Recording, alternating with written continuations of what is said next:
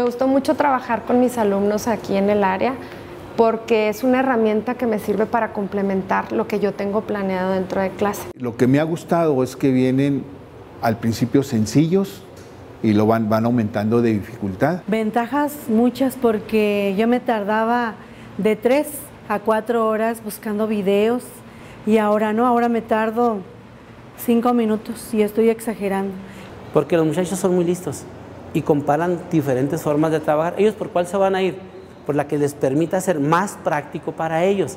Y esta es una herramienta muy práctica para los muchachos. A lo mejor es un poquito más complicado para mí, pero es un reto que vale la pena invertir porque el chavo va a estar más metido en el tema que tú quieres. Lo bueno es que se atienden los diferentes estilos de aprendizaje de los alumnos, porque hay alumnos que tienen un canal de aprendizaje visual o auditivo, o que son kinestésicos, y estar manipulando la computadora, estar haciendo los ejercicios, les facilita a ellos su aprendizaje. Pues en este caso de matemáticas de 3er grado, que es lo que doy yo, sí está muy relacionado. Vienen muchos contenidos que vienen en el programa. Ellos se asombran mucho porque cuando le han terminado les da su calificación o les dan los ejercicios que estuvieron bien y los que estuvieron mal. Entonces es que esto es una maravilla y en verdad sí es cierto, se le facilita tanto el trabajo a uno como maestro, ¿sí?, como a ellos también como alumnos. Aquí lo interesante es que ellos se perciben como sujetos en proceso de aprendizaje.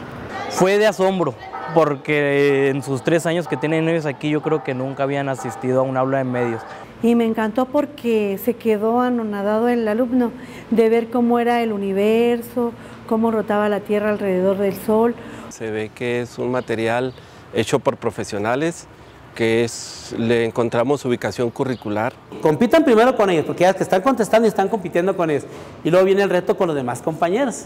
Entonces eso me hace una dinámica más interactiva. Lo toman como que no es clase. O sea, están aprendiendo, pero lo toman como que es diversión. Inclusive un niño le decía al otro, ándale, apúrate, a ver, quítate, yo le muevo. Y ellos se ponían y... O sea, no a la siguiente, no, mejor me aplico más, pongo más atención, porque a todos les gusta tener buena calificación. Alrededor de 32 alumnos de capacidades diferentes y ellos pues quieren ver los videos y participan más en la clase. Las personas que nos dieron la capacitación nos despejaron todas las dudas, estuvimos haciendo actividades ahí mismo.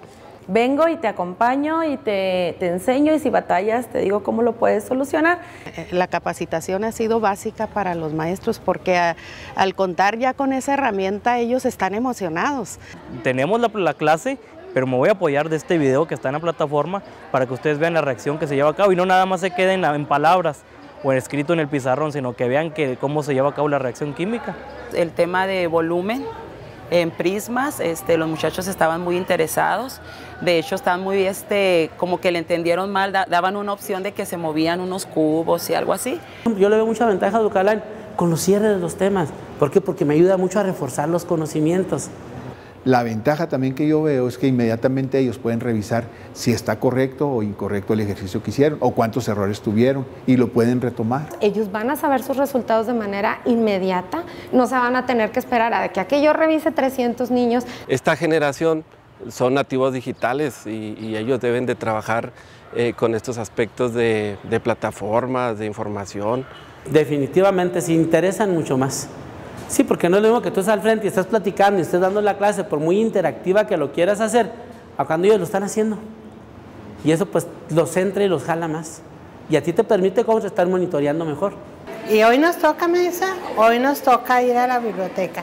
Usted dijo que hoy nos tocaba. Entonces ellos mismos van haciendo que sea más dinámico. Es bueno ya que puedes ver al momento desde quién está trabajando y quién no, que muchas veces en el aula no lo puedes ver.